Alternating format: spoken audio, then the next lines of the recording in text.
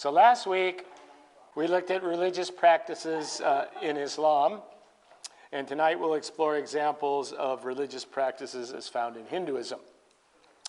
Remembering, as we do, the wide variety of Hindu sects and communities, which really makes it difficult to generalize.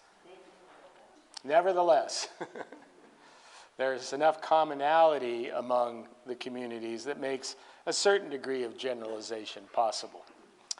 So tonight we'll be examining both modes of worship and a number of what are known as passage rites, namely those related to birth, initiation, marriage, and death, the main passages of life.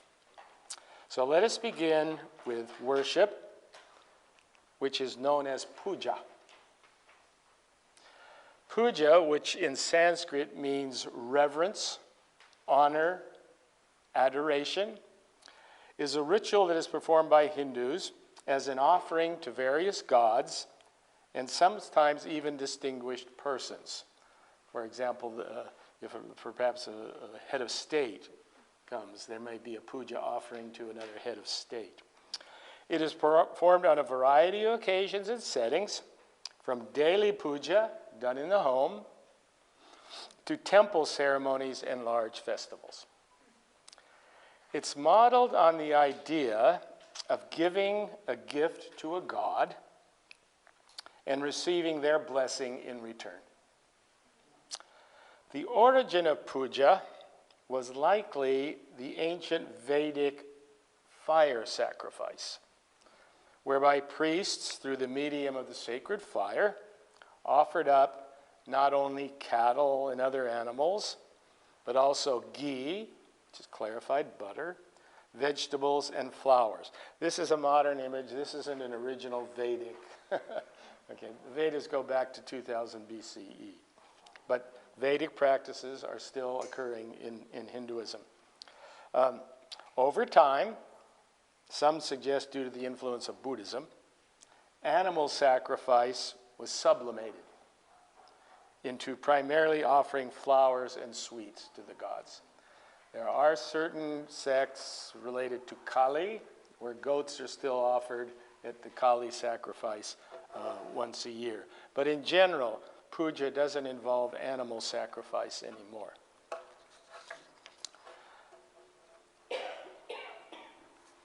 So most pujas take place in a temple. So before walking through the ritual, let us take a brief look at the structure of a Hindu temple. The Sanskrit word for temple, there's a puja plate, by the way, is mandir, M-A-N-D-I-R.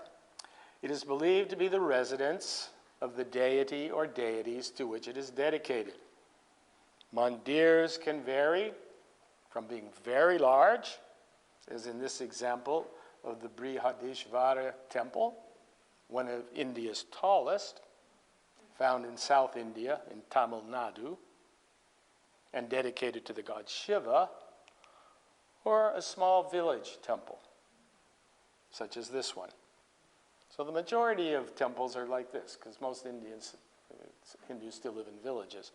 But if you've ever been to India, you'll know there are these magnificent, large-scale temples.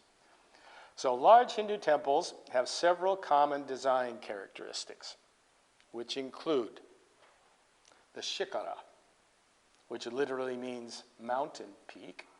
That's the high tower, and is the most prominent and visible part of a Hindu temple.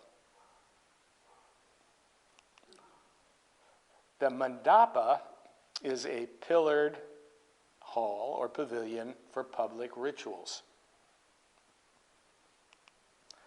The garbhagriha, which literally means womb,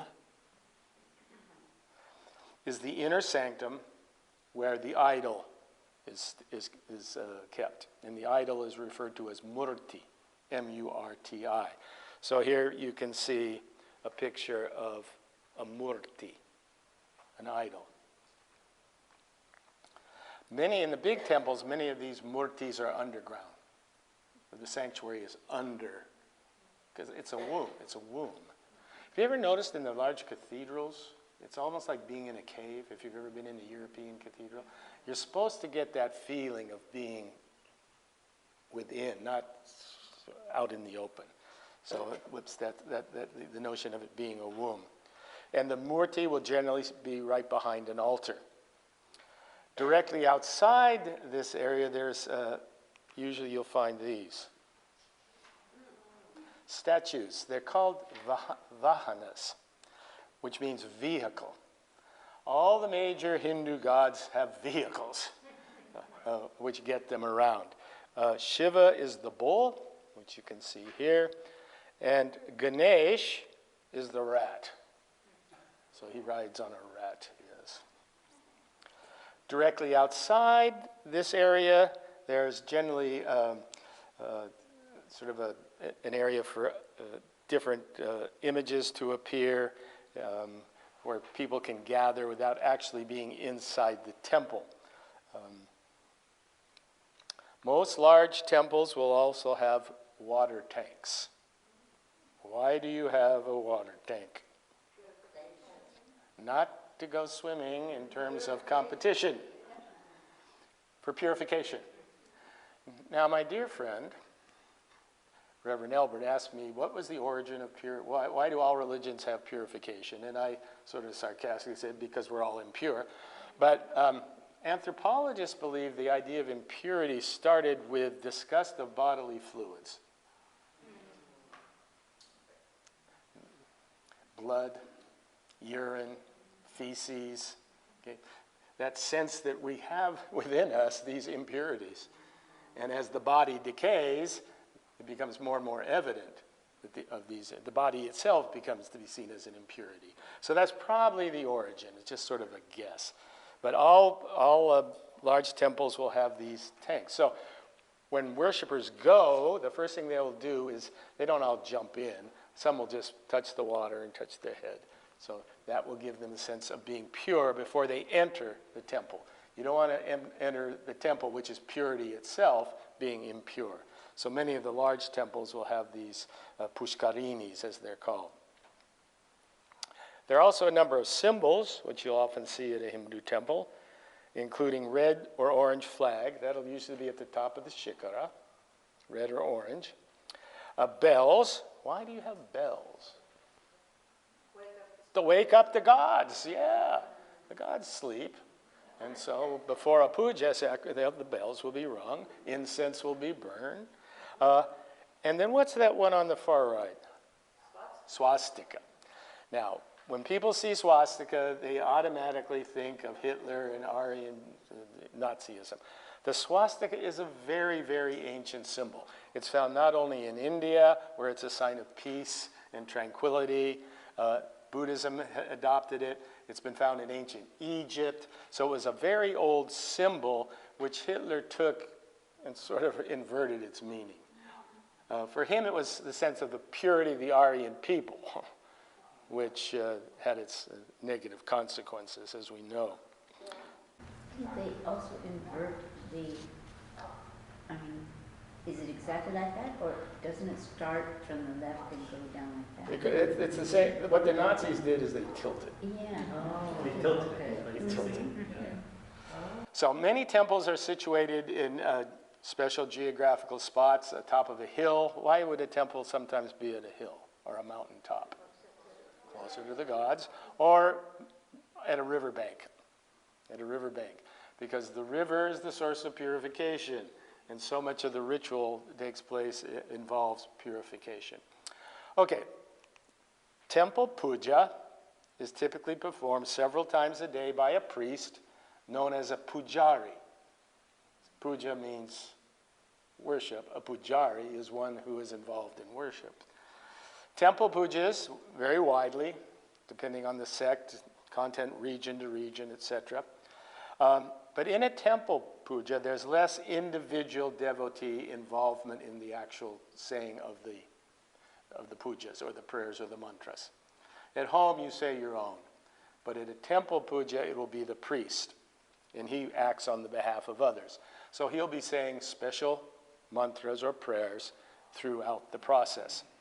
So there's an Indologist by the name of Jan Gonda, and he's identified a number of steps that are common in all types of temple puja.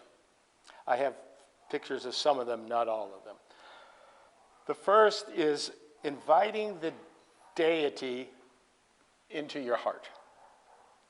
As you enter, you invite whatever the god is into your heart. The deity is then washed, cleansed. A cloth may be wrapped around the image and ornaments affixed to it. After this, perfumes, ointments are applied to the image, sandalwood paste.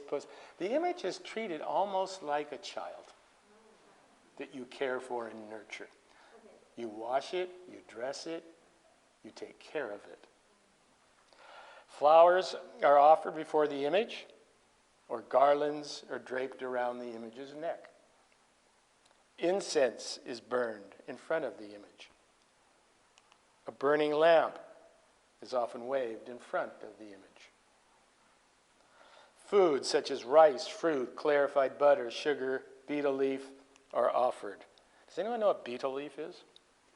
If you've ever been to India and you see these spots of red on the ground all over the place, betel leaf is something men put in their, sort of like chewing tobacco. It's sort of a stimulant.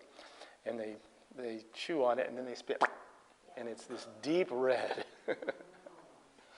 So in any case, the worshiper bows or prostrates before the image and makes offerings. And this is all done while the priest is leading and there's lots of mantras or Sanskritic ritual texts that are read during this process.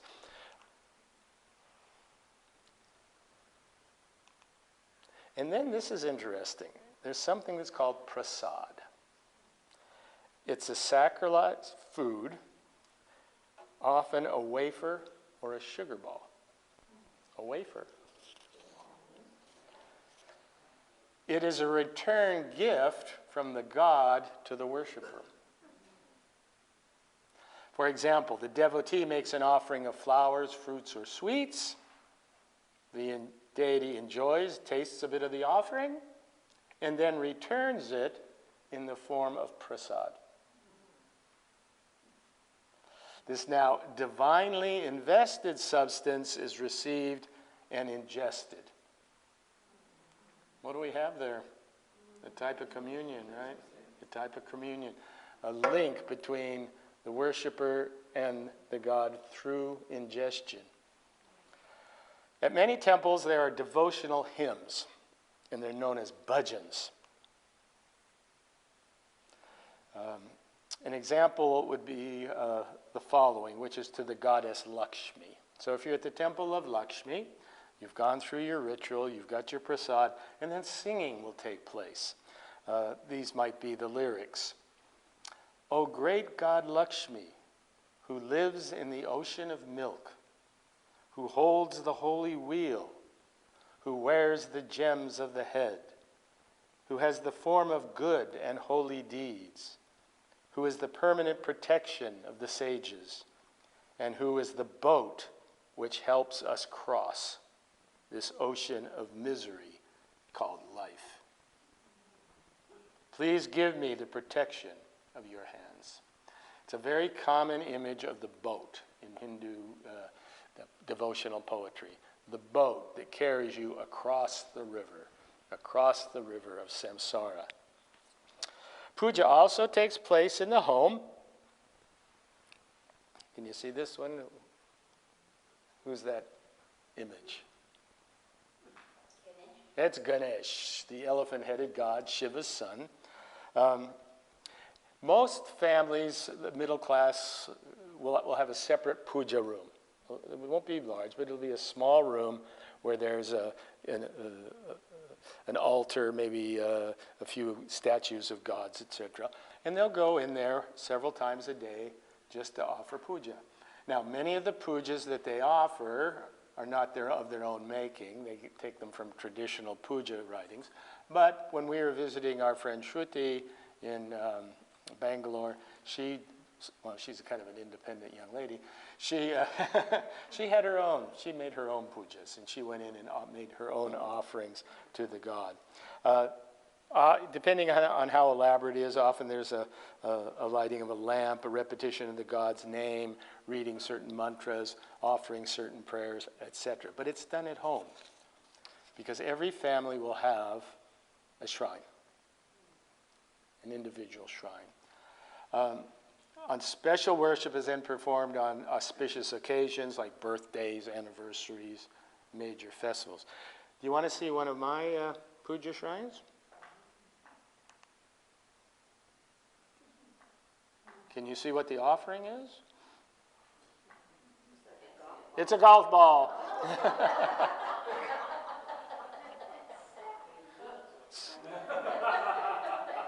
It's the divine game. My God. Yeah. That is a little I feel you can't even spell your own name. oh, that's all right. That shows I have little ego. Yeah. You believe that? Yeah, you'll believe anything. Okay. That's a little shrine. Say who the painting did. The painting to the left, I know, is the Om. That was done by my grandson, Camarillo. But my dear friend Russ, who lives down in Riverside, his retired teacher, he loves to do little woodwork, and is always making things like boxes. And I said, I want a shrine for my... So he made that shrine, sent it to me. So in any case. Okay, so that's puja. Any questions about puja or worship? It's of course, it takes different form, but it's very similar to worship in all religions. Some connection with the deity through blessings, offerings, and receiving something in return. Chris? Just a thought when you said how they dressed up the gods and, sometimes put beautiful garlands on them. You can see why in India and in areas of India and then India and Pakistan, how the religions are so different and they really have a difficult time getting along, because in Islam... From Islam, you can say. Yeah, in Islam, you don't have images. Yeah, You Islam don't dress up has images. no. You don't have pictures, elaborate pictures like that. Yeah. So it's a hard thing for them to go get along. It's been a traditional problem because many of the temples were destroyed early on, and then there's been this rivalry back and forth.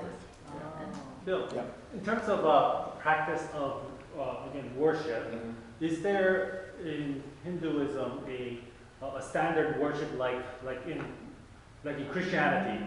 It's like we have a day like Sunday, and of course that comes from our Christian tradition of Sunday as the day of resurrection, and so worship is always done once a week. Is there anything of that That's a good pattern? Generally, in Hinduism, you don't go on a specific day, you go anytime you want to a temple. There will be certain times when there are large puja offerings, and you'll know when those are. But there's not one special day. Most Hindus, if you go to a temple, you might just feel the need. For example, when we were in India last time, one of my friend's daughters was studying for an exam, so she ran down to the temple of Ganesh to make an offering, because Ganesh is the helper of wisdom, etc. So you go when you feel the need. No one's there taking attendance or requiring you. The big pujas take place usually on special occasions, special holy days related, and they all differ because they're different gods, different sects. There's not just one. Now, if you're going to a Krishna temple, well, if you haven't been to the temple out in Malibu Canyon, you should go. How many people have been to the temple, the Hindu temple? It's a marvelous temple, and it. Yeah, you can go anytime. They have special worship times where if you want to see Hinduism in action. But you can just go there, and you'll see as you go through these various temple structures, there's a temple to Shiva, because all the gods are related. If you worship Shiva as your main god, Vishnu is just kind of his little brother. If you worship Vishnu as in other words, you usually don't have conflict over these different gods. So when you go to these temples, you see a lot of them, although you'll know who's the main god. That will be in the inner sanctum. I think Yeah, yeah, years ago we took a youth group there. We should have a field trip. That would be good. We could, yeah, no, it's, because it's not that far away, and right up the road is a nice winery, so.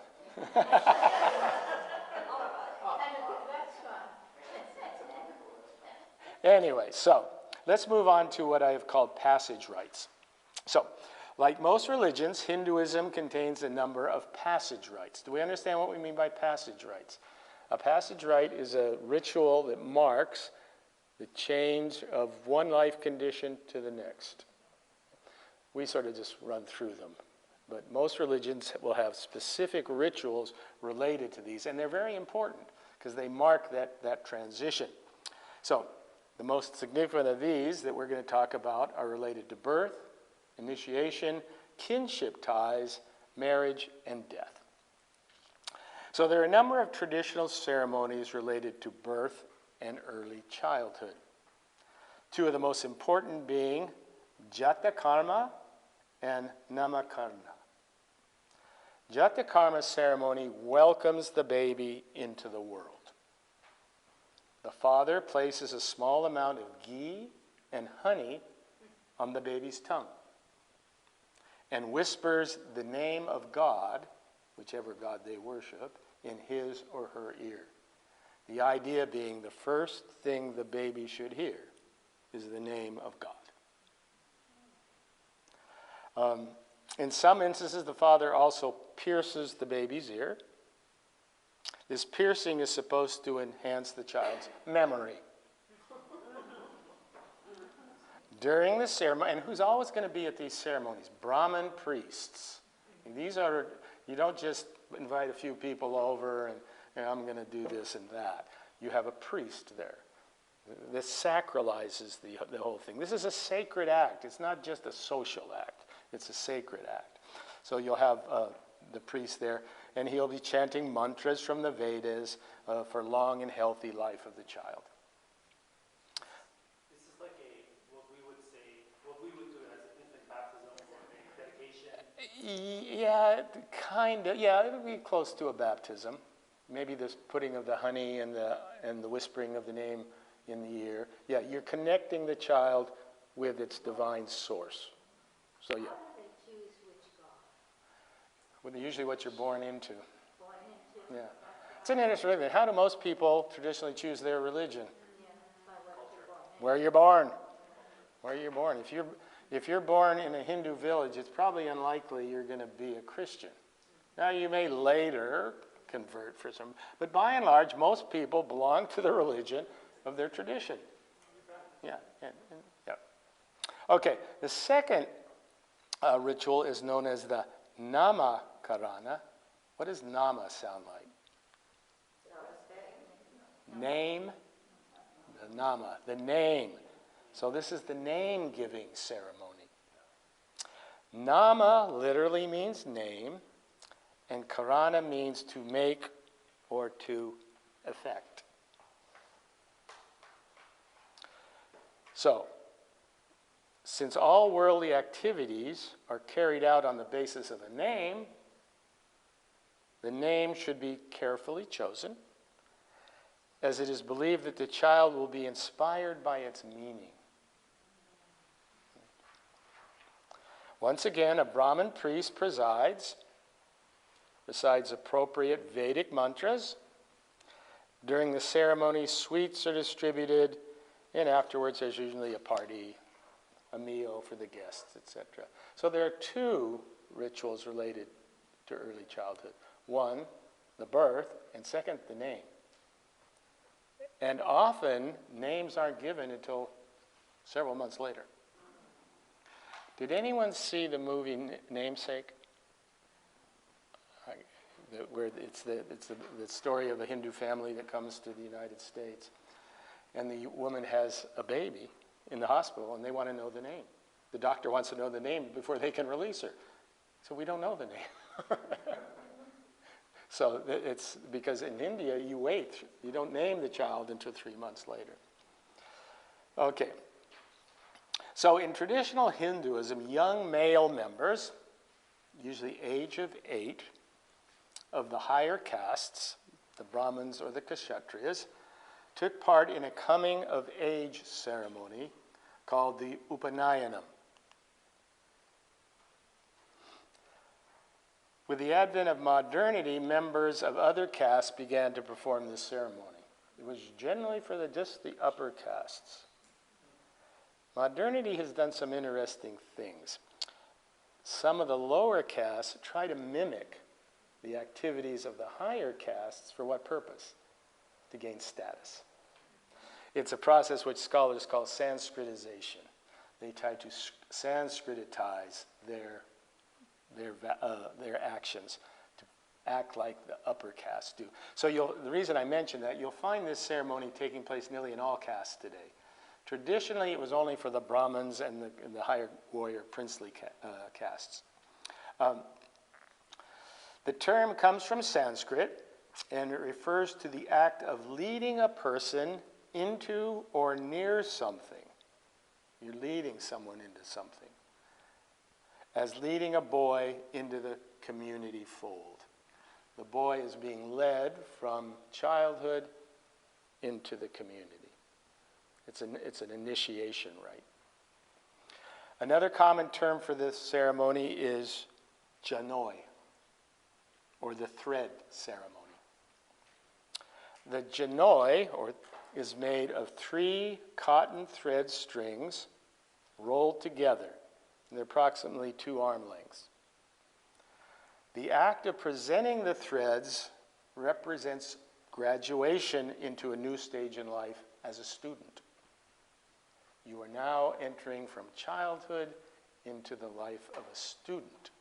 And if you're entering into the life of a student, the individual who becomes very important is your guru.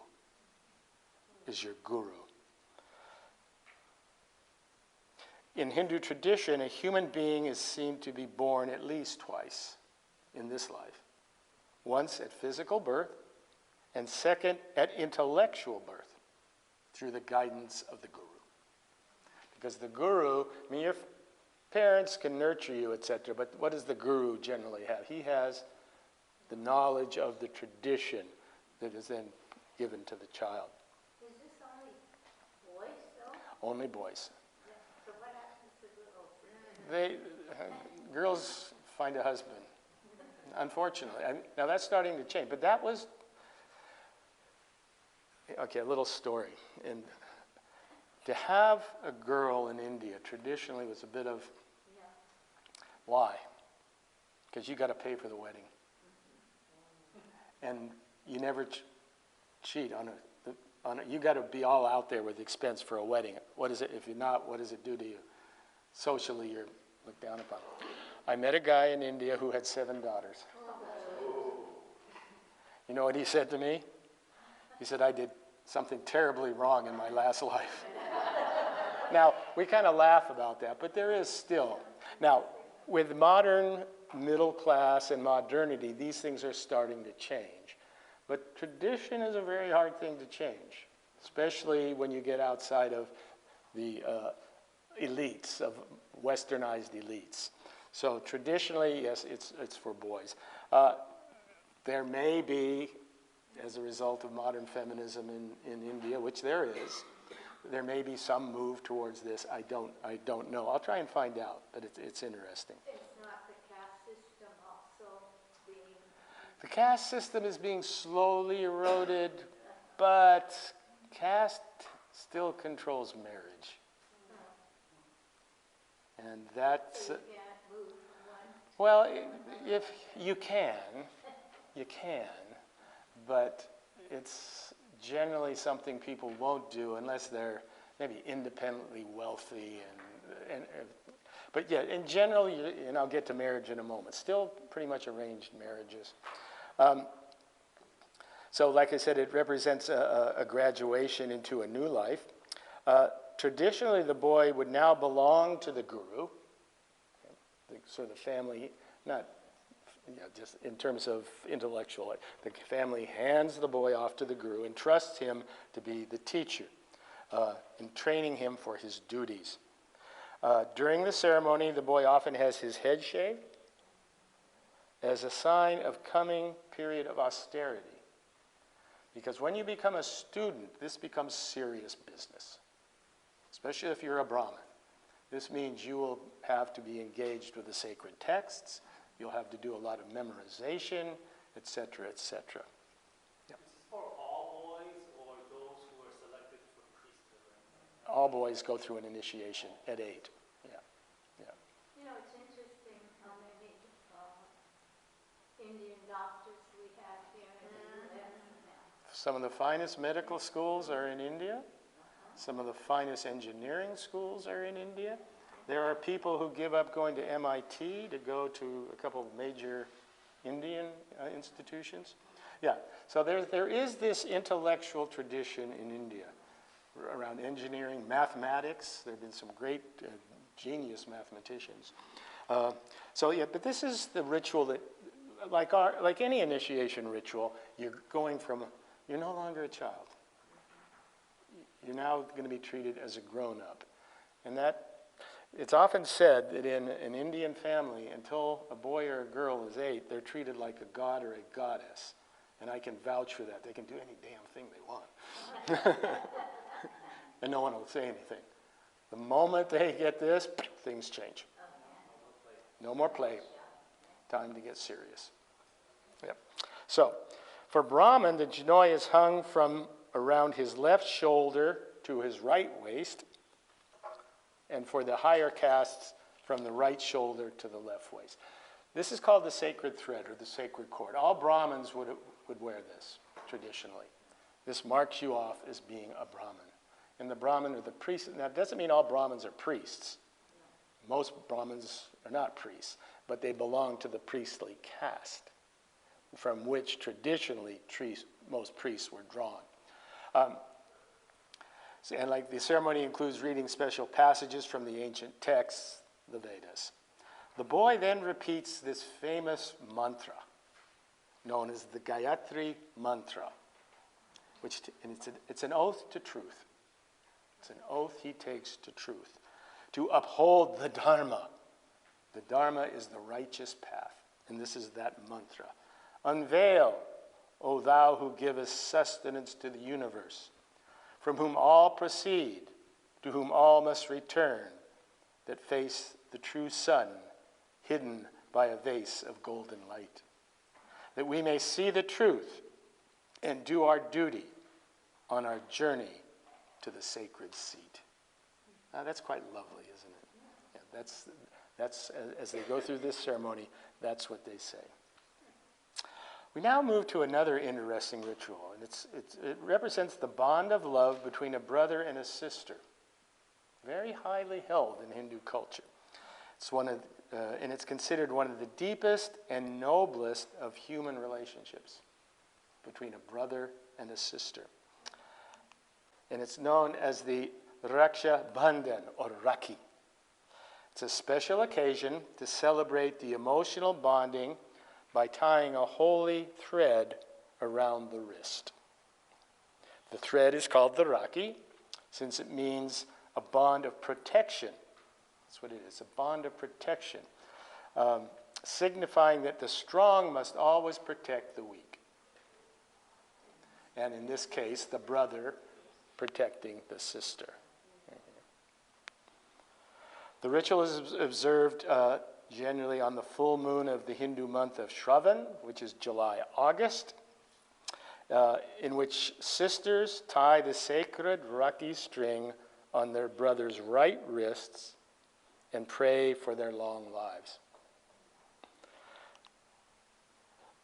Rakhis are usually made of silk. Sometimes, if you're in a wealthy family, gold and silver threads, embroidered sequins. So this is an important ritualistic bonding within the family. It's a family bonding ritual. But the ritual not only strengthens the bond of love between brother and sister, but can also transcend the concepts of the immediate family.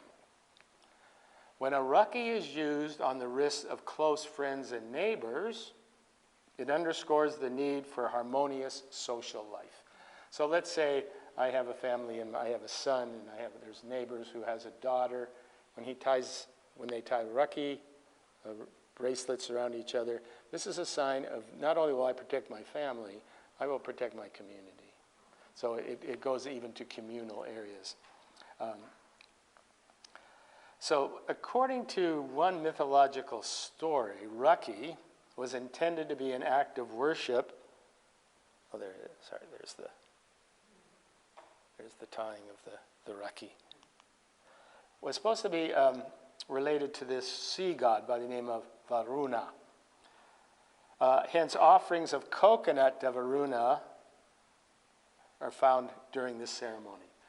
So you'll have coconut offerings made to this god. There's another myth which describes the ritual as observed by Indrani and Yamuna for their respective brothers, the gods Indra and Yama. So there's a mythological story of how the wives of these two gods performed Rakhi. Because once Indra stood almost vanquished as he was fighting the demons, he sought the advice of a guru who suggested for his next battle this day, Shravan. On that day, Indra's wife tied a sacred thread to his wrist, and lo and behold, he defeated the demons. So if you need a mythological story to sort of explain these rituals, there are many.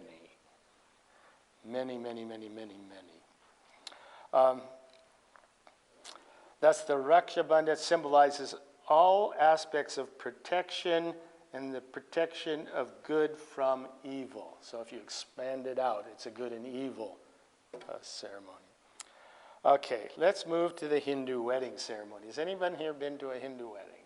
No, but I have a friend whose son married, and she showed all the pictures of the wedding, and it's not one day. No, it can last a while. Yeah. Well, the idea behind most of these rituals is that these are significant. It's not something you want to rush through. This is a life passage. And the question isn't how do I get home to watch TV because I'm tired of it. You stay. And we went to several, we arrived in Ujjain during the wedding season. And of course, being foreigners and sort of new, we were the only Europeans in the city, we got invited to all the upcoming weddings. And so, in any case, we ate well. The Hindu wedding ceremony is at its core a Vedic yajna, fire sacrifice, in which the traditional gods are involved. The primary witness to a Hindu marriage is the fire god Agni. That's why all the ritual take place around the sacred fire. Ceremonies are traditionally conducted mainly in Sanskrit, which no one understands. Well, it'd be like if Latin, okay? If it was, but they usually throw in a bit of local language, like kiss the bride or something. In any case, we were sitting there, we didn't know what was going on. And the Brahmin priests go on and on. What people sort of wander around, but the ritual has to take place. It's actually a series of rituals that have evolved over time, lots of variations across the country depending on region and caste. But as mentioned earlier, traditional marriages in India were and still mostly are arranged, whereby the bride and groom's parents arrange the union. This is because marriage is not just about two lovers. It's about two families. That's what's happening in a Hindu marriage.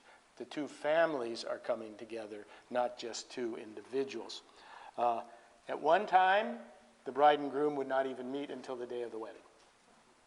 That's changed. Generally now, especially in the middle range, upper caste, there will be a meeting where the bride and groom are allowed to meet each other, talk a little bit, and then the groom says, Dad, I like her. Or she says to her, okay, he's all right. But this is interesting. if you look at what is usually required to get a good marriage for your daughter in the middle classes, either a master's degree or a PhD. Something that marks high status. Or the ability, let's say, to perform art, or to sing, or to do something. So that's, the marriages are still arranged. When I was in India, back in, what year was that, Chris? 1980? We were in Ujjain, and I was doing a study for a school I was working for in Australia. And one of the things I was doing was talking to some of the young girls about arranged versus love marriages, and I asked them which ones they preferred. They all wanted arranged marriages. And I said, why? And they said, because love comes and goes very quickly. We want something solid. Plus, we don't want to be out there like we're in a meat market, which makes a little bit of sense. So I come back to Australia and I ask the girls, what do you think about a love or arranged marriage? How could you want your parents to pick? We want love marriage. I guess Hindus might point to the divorce rate. In any case. But the underlying idea behind it is marriage is about two families, not two individuals. And there's also a dowry. Oh, yeah, Keith. So your slide says it could be done by website? So Yeah, it can say anything, but yeah. Artificial intelligence, right? Yeah, you got to have someone who, but if you've ever, before there were, if you've ever been to India or seen an Indian newspaper, before there was the website, etc., you would see ads in the paper. Okay? And giving mainly girls looking for boys and what we have to offer. My daughter has a PhD in chemistry from this and this. She can sing this, she can cook, Yeah. So in any case, what are some of the initial steps? The girl's parents approach the bride's parents often through an intermediary. The initial meeting of the young couple, and then the agreement of a dowry. What is a dowry? The dowry system in India refers to durable goods, cash, and property that the bride's family gives to the groom, his parents, and his relatives as a condition of the marriage. Seven daughters, yeah. Now, this system can be abused, as you can imagine. And as a result, there was a Dowry Prohibition Act written in 1961. But you can write a law, but tradition usually finds some way. So it's still fairly widely practiced. So that and the reason this was done traditionally, this was a guarantee. This was like a cash down payment. Okay, that the daughter isn't going to run away with someone or so. Yeah. In Papua New Guinea, that is pigs. Pigs? Bride will be worth 7 pigs, 8 pigs, whatever. Yeah. This is good a currency as any. Yeah, probably even more useful in some ways, right? The Amish and the Mennonites, they both do that. Yeah. They ran out of farmland in Pennsylvania, so they've moved to other states. The Amish, yeah. It's the dowry system is, well, we kind of do that, not directly, but kind of indirectly in many ways. Well, if I brought home a young lady who had nothing, my father might say to me, maybe you should find someone who has a little something that you can bring into the marriage. So we look at economics. We just frame it a bit differently, and there might be even some wisdom in that sometimes. That if two partners are bringing something in to the marriage. And again, remember, from an Indian point of view, this is about family, not about just the two people. I'm not arguing for dowry. The bride has a lot of showers. Yeah. Where she gets a lot of gifts. Yeah. That she takes into the marriage. Yeah. That's right. The bride, there's ways of covering it. Yeah. Okay. Traditionally, the groom's wedding party would travel to the bride's village or city. On the day of the wedding, the groom would arrive, well, there's the dowry, on a white horse. The white horse. Accompanied by much fanfare, including music by bands, which are usually terrible. They're just a bunch of guys that they give instruments to, and they make a bunch of noise. I'm just talking about an average. Now, if you're in a high upper class, you'll have but generally, the ones we went to, Meanwhile, the bride has been dressed in a wedding sari, and some of these are just gorgeous. Enters the marriage venue, often gold and red and gold are the marriage sari colors, covered with designs made of henna. Feet and hands, often designs of henna. They get pretty elaborate. When we were in India, our daughter, the young girls took our daughter off and did this to her, the henna. And she was just, they treated her like a princess. And so she came home covered with henna designs. The bridegroom and bride enter the marriage venue, and the groom then ties a rope, I don't have pictures of all these things, around the waist of the bride and leads her to the place where the sacred fire is. The two sit on a new mat in front of the fire, Agni. Remember, Agni is the intermediary here. He's the witness. This is the divine witness to the marriage. The groom recites 3 mantras which invoke the gods and Agni to confer strength, beauty, and youth on the bride. The groom then ties an auspicious thread around her neck and recites the following verse. Now, this is just one example. This doesn't happen in every marriage. This is a sacred thread. This is essential for my long life. I tie this around your neck, O maiden, having many auspicious attributes. May you live happily for 100 years with me.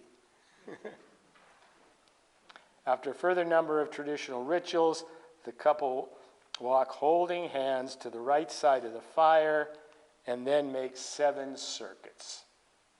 They hold hands and make 7 circuits around the fire. In northern India, the first 6 circuits are led by the bride, and the final one led by the groom. In central India, the bride leads the first 3, and the groom the last 4. Don't ask me why. Some local tradition. With each circuit, the couple repeat Vedic mantras and make vows to establish a happy relationship and household for each other. They often don't know what the mantras mean. They just memorize them, unless they know Sanskrit. They memorize them. With each circuit, there are these mantras. The ends of their garments, the bridegroom's scarf and upper part of the bride's sari, are tied together by the priest, signifying the marriage knot. So he ties that together. The bride and groom then take 7 additional steps together as the priest recites even more mantras. That's why these things last forever. Yeah. The priests have to go through this whole series of a mantra is a Vedic passage, okay? And some of them are quite long. Upon finishing this circumambulation, the groom says, having completed the 7 steps, be thou my lifelong companion. May thou be my associate and helper in successful performance of the duties that now devolve upon me as a householder. This is why it's a passage rite. The young man to that point he's been a student, but now he is a householder. He has responsibility for a household. Is there any significance to 7? 7 is, it's a sacred number. Probably a priest will tell you somewhere in the Vedas where it comes from. It's a lucky number, too. In Vegas, it's a sacred number. And he says, may we be blessed with many children who may live the full duration of human life. The bride takes her seat to the left of her husband. The marriage is now solemnized, and the couple are officially husband and wife. The husband symbolizes the union by garlanding his wife, and the wife garlands the husband. This is followed by another series of rituals, including the sprinkling of water by the Brahmin on the bridegroom's forehead, the touching of the heart, the offering of food to Agni and each other. A special Vedic blessing is then chanted. And then, as I've noted, the entire ceremony can last at least 4 hours. That's if you're lucky. And that's not over, because generally, especially, you got to give your guests food. The Brahmins have some cost associated, but this is where the cost comes in. Because you're not going to have your daughter be married, invite people, and give them McDonald's. You're going to give them lavish food, and lots of it. And it's going to be very costly. Okay, let's move to our last one. Desire, or a seeking to go towards a goal. It's a nice combination, right? It's the end of something and the movement towards another goal. Specific ritualistic practices, of course, differ again, sect to sect, region to region, caste to caste. But when a person is at the point of death, the family priest is summoned. Traditionally, for higher castes, there's something known as Panchagayam,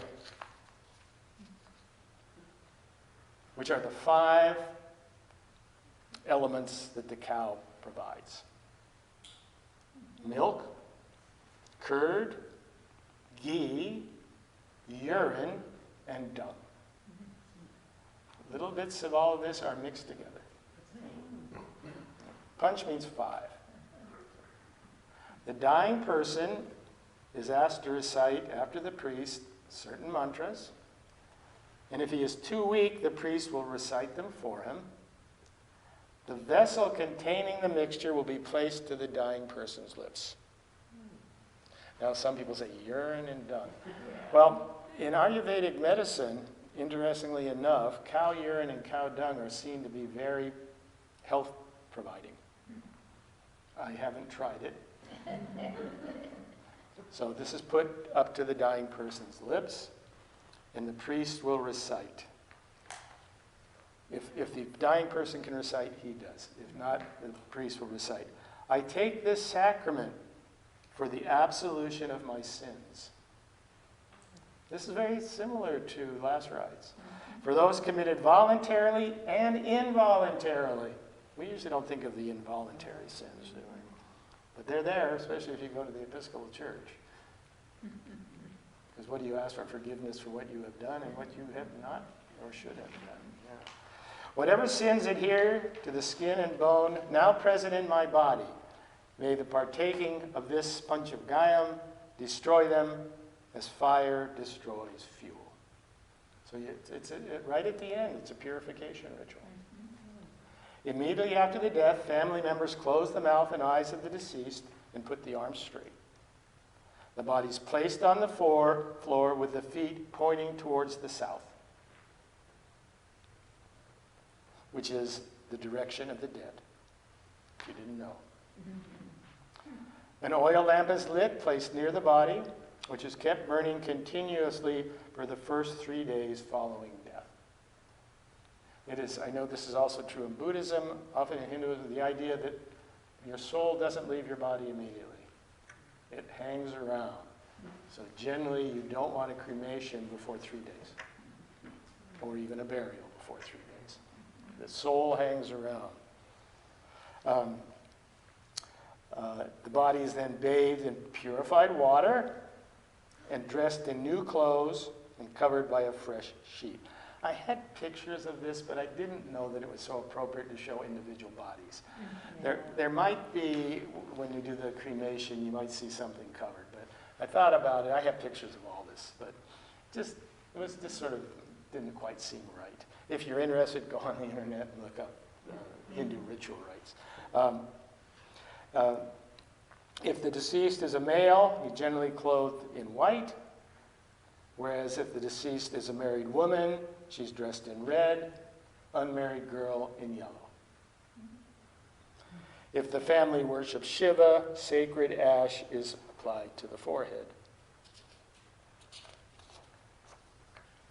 Further, a few drops of the holy Ganga water from the Ganges, which is available in any chemist shop in any town in India, may be put into the mouth of the deceased that the soul may attain liberation. Somewhat similar to bathing in the Ganges, that holy water.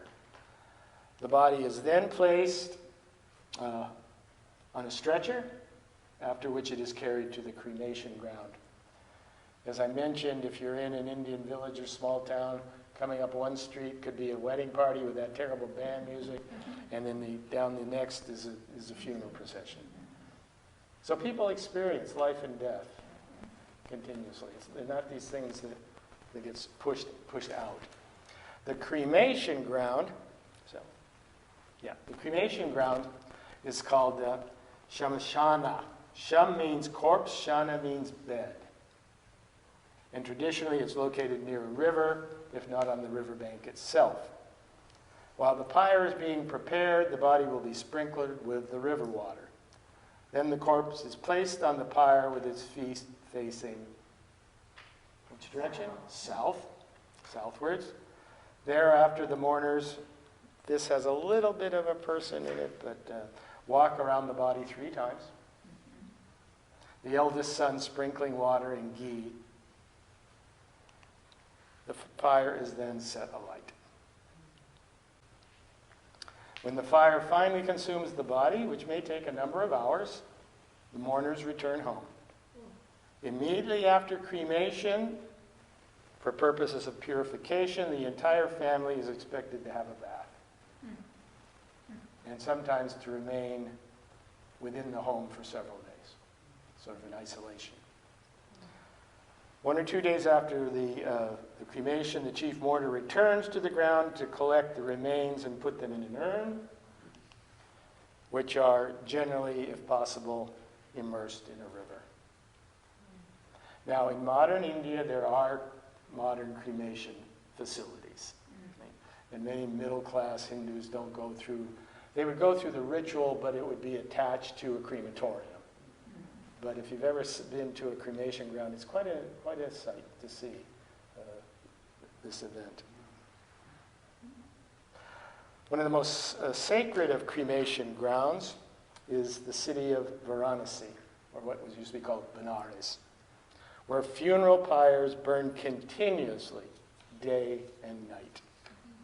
It is a city where, if possible, a devout Hindu would like to die, and is believed by many that having one's ashes put into the Ganges or the Ganga earns one liberation from the cycle of birth and death.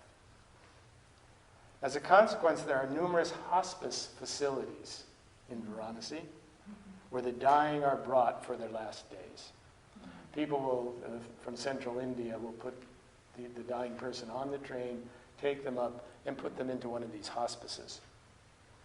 This is one. That's Varanasi.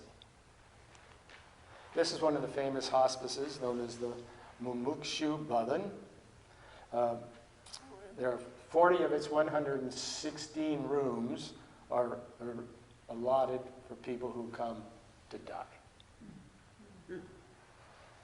Following the dispersion of ashes, the eldest son, and sometimes close male relatives, shave their heads as a sign of mourning.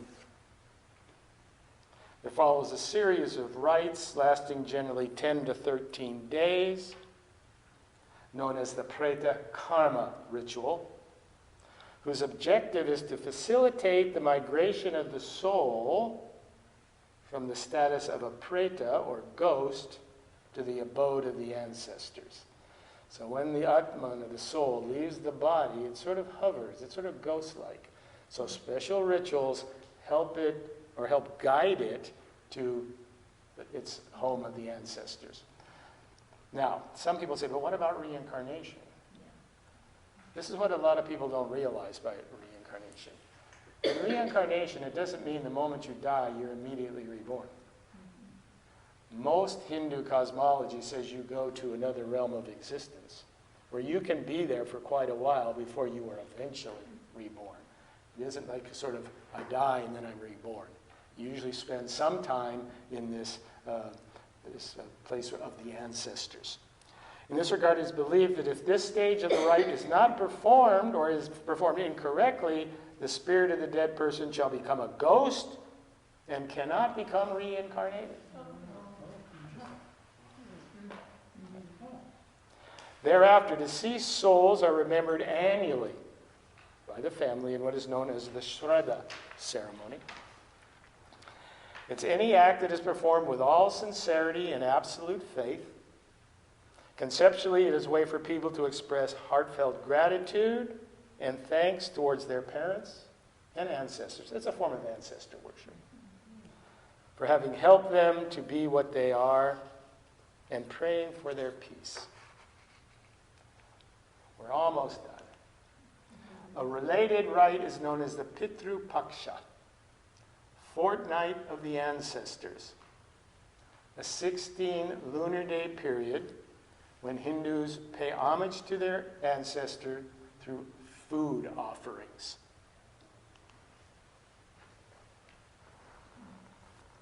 It falls in the Hindu lunar month of September-October, beginning with the full moon. According to some tradition, the souls of 3 preceding generations of one's ancestor reside in Pitruloka, that's that area of the afterlife, between heaven and earth, where they are awaiting either reincarnation or total liberation. So there is that intermediate area, which a lot of people, when they think about Hinduism and reincarnation, don't recognize or don't realize. There is this intermediary stage. The rite is performed by the son or nearest surviving male relative and involves offering to the ancestor of pindas. Pinda is a rice ball, often with black sesame seeds within it. These are offered to the ancestors. There's a very famous temple in Gaya. Yes, this is it. The Vishnu Pad. Pad means foot. This is a temple where it is claimed that Vishnu's foot hit the ground. I think I've mentioned this before. All religions have this sort of interest in the feet. There's the foot of the Buddha. There's the foot of Jesus. There's the foot of Vishnu. So something about the foot. I've often thought that it represents, because what does the foot do? The foot is on the earth. So that's sort of the connection between the divine. It is also, and this is a major ritual in Varanasi at the Ganga. So that's it for Hindu rituals. Wow. Any questions, comments? Yeah. What does the red dot on the forehead signify? The red dot? Often it's just, if you go into a temple, it's often a worshiping mark. Sometimes young girls will wear them. If a married woman has that, often means she's married, but you'll know she's married because she'll have red dye in the part of her hair.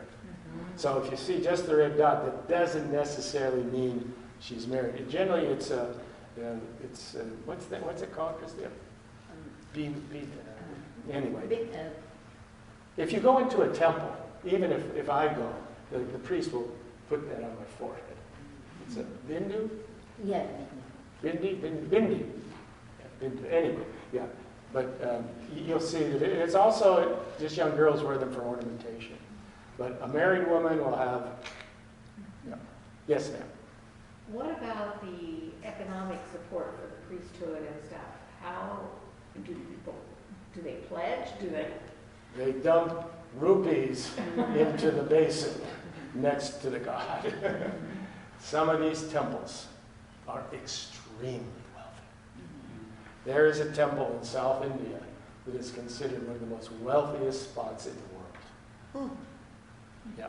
Yes. Yeah. When you walk in, you'll do your puja, there'll be a basin. And then put your offering in. Yeah. You don't pledge, you just, it's sort of expected. Yeah, so, yeah, in fact, one of the issues when the government of India came to be was the wealth of many of these temples and the priestly owners. So negotiations took place between the Indian government and some of these temples. For taxes? Taxes, yeah, and yeah, I guess we call it taxes. The temples thought it was something else. In modern, as modern times are hitting, you've got a lot of the women who are leaving India, correct? Because they can then exhibit their talents and Yeah, there's a lot of, abilities. and a lot of professionals in India. Yeah, because you have a lot of Indian That's for doctors, economic reasons.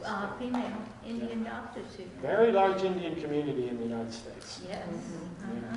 Beyond the life passage rites, like of a life, passage rites, are there like high, like you mentioned high holy days? Mhm. Are there high holy days where, for example, in the Judaism, Christianity, Islam, there's like a pilgrimage. Is there a pilgrimage where people go to the temple? Yeah, all these major temples and their gods have special holy days, usually celebrating the god's birthday or some event in the god's life. Thousands and thousands of people come to these celebrations.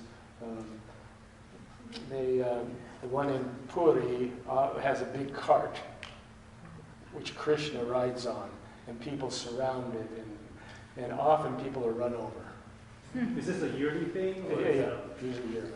So there are specific days throughout the If you want a celebration, a holy day in India, you can have one just about every day of the year if you're willing to go to the various groups that have their holy days. Krishna, Shiva, Vishnu, Lakshmi, Ganesh.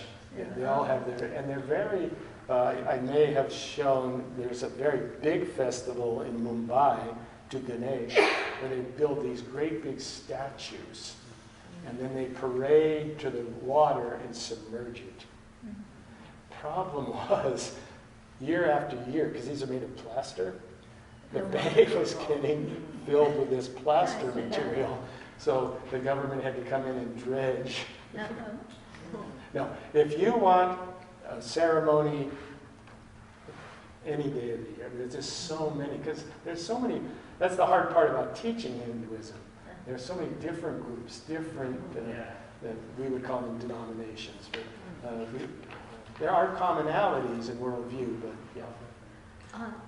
One last question. So much of these practices are done in India. How do those who are devout Hindus in America They build temples. Yeah. continue to practice? There are some major Hindu temples in the United States. So even the wedding rituals and all of that is still practiced here. Yeah. Often you will go back to India for a wedding. Ah, interesting. You often go back for a wedding. Okay. I don't know the statistics, but no, there is a major Hindu temple in Orange County. Massive. You're driving down the freeway and you look over and you think, where am I? It's a massive, and I forget who it's to. Has anyone been there? It's massive.